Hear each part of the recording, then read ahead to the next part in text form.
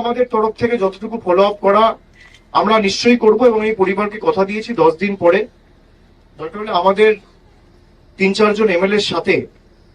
পরিবারের 2-3 জন নিয়ে আমরা 6-7 জনের একটা ডেলিগেশন মহারাষ্ট্রে পাঠাবো। আজকে 13 তারিখ, 24-25 তারিখের পর যদি কোনো সুরাহা না হয় এবং দোষীরা বা অপরাধীরা যদি ধরা না পড়ে, এবং ধরা পড়ার পরেও যাতে ট্রায়াল যত দ্রুত সম্ভব শুরু হয়, আইনি প্রক্রিয়াও তাদের সাহায্য করার জন্য দরকার হলে আমাদের 2বার 4বার 5বার যা প্রতিনিধি দল এখান থেকে পাঠাতে হবে আমরা পাঠাবো, এবং আমাদের সামর্থ্য অনুযায়ী যতটুকু এখতিয়ার আমাদের রয়েছে আমরা নিশ্চিতভাবে তাদের পাশে দাঁড়াবো। এটা আমাদের কর্তব্য, এটা আমাদের দায়িত্ব, এটা আমাদের দায়বদ্ধতা। আর আমাদের রাজ্যের তরফ থেকে মুখ্যমন্ত্রী নির্দেশ দিয়েছেন, রাজ্য পুলিশ প্রশাসন ইতিমধ্যে টেক আপ করেছে, যারা যারা অভিযুক্ত কেউ ছাড় পাবে না, তার জন্য যত দূর যাওয়ার আমরা যাব। আমরা হাইকোর্ট, সুপ্রিম কোর্ট, যেখানে দরবার করতে হবে, যেখানে অ্যাপিল করতে হবে, ট্রায়াল নির্দিষ্ট সময়ের মধ্যে শেষ করতে হবে, এবং দোষীদের, অভিযুক্তদের, অপরাধীদের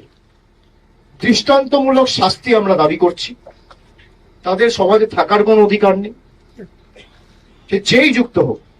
যে জাতি হোক, যে ধর্ম হোক, যে দল হোক, যারা মানুষের প্রাণ কেড়ে নেয় তাদের বিরুদ্ধে যত দ্রুত সম্ভব বিচার ব্যবস্থাকেও আমি অনুরোধ করব, যত দ্রুত সম্ভব তাদের দোষী সাব্যস্ত করে তাদের কনভিক্ট করতে হবে। আমি মুখ্যমন্ত্রীকে নিজে অনুরোধ করব, এবং তিনি ইতিমধ্যেই বলেছেন, আমি আবার কলকাতা ফিরে গিয়ে তাকে বলবো, যারা ধরা পড়বে তাদের যেন বেল না হয় সেটাও আমাদের সুনিশ্চিত করতে হবে। আর যে 2 ভাই কাজ করত তাদের সাথে আমার কথা হয়েছে, তারা আমাকে বলেছে যে আমরা আর ওখানে ফিরে যেতে চাই না। তো আমরা দলগতভাবে রাজ্যের মুখ্যমন্ত্রী এবং আমাদের দলনেত্রী মমতা বন্দ্যোপাধ্যায়ের কাছেও তাদের আবেদন রাখবো যে তাদের 2 ভাইয়ের যেন চাকরি বা কর্মসংস্থানের ব্যবস্থা আমাদের মানবিক রাজ্য সরকার আগামী যত দ্রুত সম্ভব তাদের এখানেই করে দেয়, যাতে তাদের পুরুলিয়ার মাটিতেই তারা থাকতে পারে এবং বাইরে তাদের যাওয়ার কোনো দরকার না পড়ে। আমি দলগতভাবে অনুরোধ করব, আমাদের এখানে প্রতিনিধিরা আছে, দোষীদের কঠোর শাস্তি দাবি করে আগামীকাল প্রত্যেকটা বিধানসভায় আমাদের ব্লক টাউনে একটা করে মিছিল হবে, 3টে থেকে 4টে।